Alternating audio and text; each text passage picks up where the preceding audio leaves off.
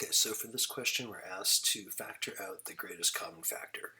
So remember that we can take out whatever divides into everything, whatever the largest thing that divides into everything, that's what we're able to take out.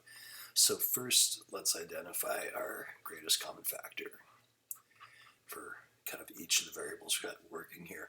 So we have, in terms of the numbers, we've got a 14, a 10, and a 4. So what's the biggest thing that divides into all of those three would be a 2. 2 goes into 4, 10, and 14. And then in terms of the letters, we can take out wherever we have the smallest power. So this term has an n. This term has a pair of n's, n squared. This term doesn't have any n's, so n is not common to all three terms. So moving on to the m's, it looks like we have an m squared. So 2 here, m squared, 2 there, and m cubed, so we have 3 there. So the most we have in any one place is 2. So that's the most that all three terms would have in common. So our greatest common factor is going to be 2m squared. So I'm going to factor that out front.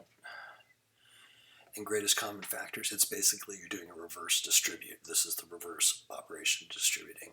So we're going to think 2 times what gets me back to that 14, which would be 7. Or you could think 2 divides into 14 7 times. And then you have the m squared covered, so you would just need that n. And I always kind of suggest, especially as you're working this out, just kind of do the quick distribute back and make sure it makes what you said it was gonna. So 2 times 7, there's 14, and then m squared. Cool, everything's there.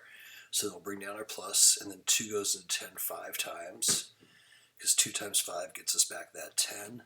We need the n squared, and then m squared is covered, because we already have both those. So if I go this times this, that gets me back here.